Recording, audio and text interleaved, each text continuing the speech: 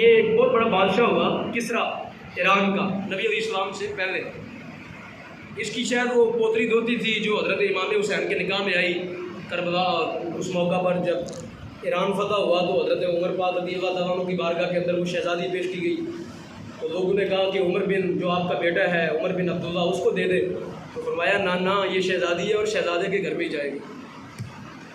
اہل بیت کا اکرام کر کے بتایا حضرت عمر نے، فرمایا شہزادی ہے اور مصطفیٰ کے شہزادے کے گھر ہی جائے گی، تو آپ نے وہ عطا فرما دی۔ انہی میں سے شاید حضرت اصغر جو ہے وہ پیدا ہوئے۔ یہ نشیر و عادل جو ہے وہ شخص ہے، نشیر و عادل، عادل کے نام سے مشہور ہو گیا۔ یہ بڑا عدل کرنے والا شخص تھا کافر۔ ذکر یہ ہے کہ شیخ سعدی نے اپنی کتاب لکھی جو کریمہ سعدی، جو ہم بچوں کو پہلے سال پڑھاتے ہیں درس نامی میں، اس کے اندر شیخ سعدی نے اس کی تعریف کی ہے نشیر و عادل کی۔ فرمایا نشیر و عادل کو جانتے ہو؟ مسلمان نہیں تھا لیکن آج بھی زمانے میں اس کا نام بولتا ہے، کیوں؟ انصاف کرنے والا۔ فرمایا انصاف بندے کو زندہ رکھتا ہے۔ انصاف، ظلم کی چکی جب چلتی ہے تو وہ چند دنوں کی ہوتی ہے، اور جو عادل ہوتے ہیں ان کا نام قیامت تک کے لیے اللہ زندہ کر دیتا ہے۔ حضرت علی نے فرمایا تھا ریاستیں جو ہیں وہ ظلم کے ساتھ نہیں چلتی، ریاستیں جو ہیں وہ کفر کے ساتھ چل جاتی ہیں لیکن ظلم کے ساتھ نہیں چلتی۔ تو یہ نشیر و عادل نے ایک شخص کے بارے میں کہا، عرب کا ایک زمانہ جاہلیت کے اندر ایک بڑا دانشور بندہ تھا، اس کا نام تھا اوکین بن سیف۔ عرب کا سرکار دو عالم کی پیدائش سے پہلے ایک عرب کا ایک بڑا جو ہے نا وہ دانشور اور حکیم شخص تھا، اس کا نام تھا اوکین بن سیف۔ یہ نشیر و عادل نے اس شخص کے بارے میں کہا، یہ کہا کہ اگر عرب کے اندر کوئی اور بندہ نہ بھی نہ ہوتا، نشیر و عادل خود ایک بڑی شخصیت ہے، اس نے کہا عرب کے اندر کوئی دوسرا بندہ نہ ہوتا تو عرب کی عزت کے لیے یہ بندہ کافی تھا۔ کون؟ اوکین بن سیف کیا کرتا، وہ اس کا کارنامہ کیا تھا کہ نشیر و عادل کو یہ بات کہنی پڑی کہ یہ عرب کا حسن ہے، یہ بندہ عرب کا جو ہے وہ زیور ہے، حسن ہے، کوئی یہ خاص بات ہوتی ہے نا۔ اس نے کیا کہا تھا؟ یہ اوکین بن سیف نے اپنے بیٹوں کو ایک نصیحت کی، زمانہ جاہلیت کے اندر اپنے بیٹوں کو ایک نصیحت کی۔ یہ کہنے لگا، اپنے بیٹوں کو اس نے مخاطب کیا اور کہنے لگا تم عورتوں کا ظاہری حسن و جمال دیکھ کے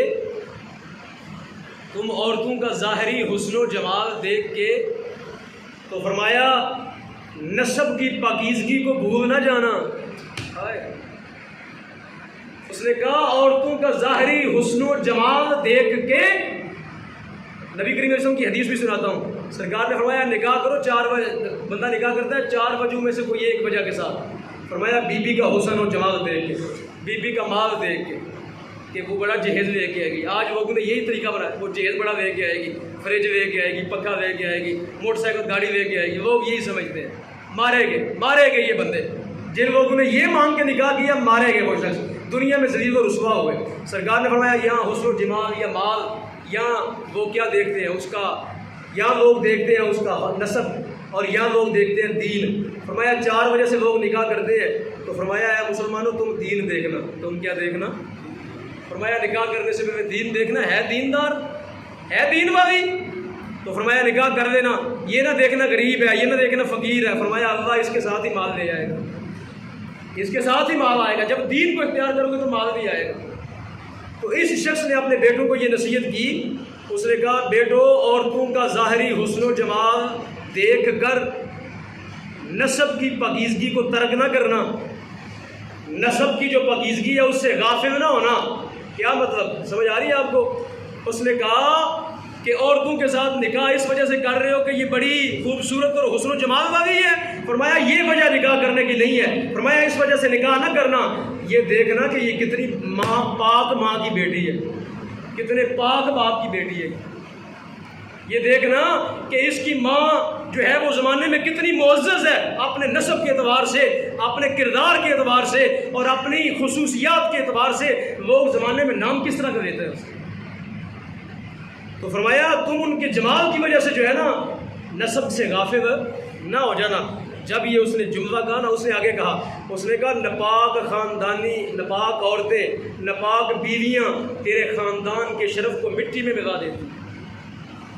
اس نے کہا ناپاک بیوی تیرے گھر میں آ گئی تو تیرا خاندانی شرف کیا کرے گی؟ مٹی میں ملا کے رکھ دے گی اور تجھے منہ دکھانے کے قابل نہیں چھوڑے گی۔ تو فرمایا نسب جو ہے نا اس کو اختیار کرنا، نسب کے اندر کوئی جو ہے وہ اس کے اوپر کوئی جو ہے نا وہ دو رائے اختیار نہ کرنا۔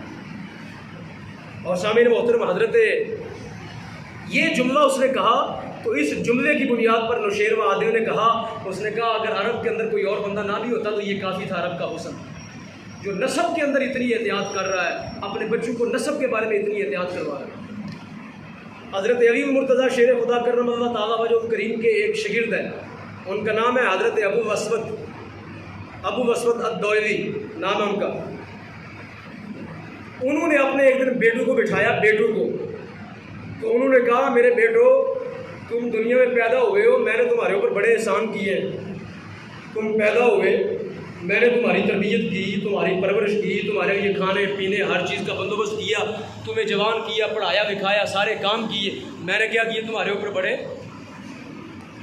آج وہ کچھ لوگ ہوتے ہیں نا بے احسانے قسم کے بد کردار، ماں باپ کے سامنے منہ کھڑا کر لیتے ہیں، تو ان کو بتایا کرو کہ تو یہاں جوان ہی پیدا نہیں ہو گیا تھا، تیرے لیے ہم نے راتیں بھی کاٹی ہیں، تیرے لیے ہم نے دن جو ہے نا وہ بھی دیکھا تھا، تیرے لیے بڑی مزدوری کی ہے ہم نے، تیرے لیے ہم نے ڈاکٹروں کے پاس بھی دھکے کھائے ہیں، سکولوں اور کالجوں کے اندر بھی جا کے دھکے کھائے ہیں۔ تو ان کو یاد دلاتے رہا کریں کہ ماں باپ نے بڑی مشکل سے تم کو جو ہے وہ جوان کیا، ان کے احسانات کو مت بھولو، ان کو بڑھاپے کے اندر آ کے تنگ مت کرو، وَلَا تَقُلْ لَهُمَا اُفٍّ، ان کے سامنے اف بھی نہ کرنا۔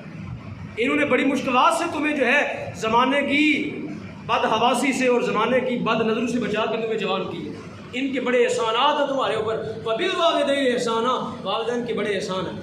انہوں نے اپنے بیٹوں کو بٹھایا اور کہا کہ میں نے تمہارے پیدا ہونے کے بعد تمہارے اوپر کیا کیے، بڑے احسان کیے۔ لفظ سننے بڑی توجہ کے ساتھ بات کرنے، حضرت علی کا فیض ہے، یہ مولا کائنات کا فیض ہے، مولا کائنات کا شاگرد یہ بات کرنے لگا ہے، مولا کائنات باب مدینہ تو علم ہے نا، تو شاگرد کے اندر بھی فیض تو وہی آئے گا نا۔ اس نے کہا بیٹو تمہارے پیدا ہونے کے بعد میں نے کیا کیا تمہارے اوپر بڑے، ساتھ ہی اس نے کہا میں نے تمہارے پیدا ہونے سے پہلے بھی تمہارے اوپر احسان کیے۔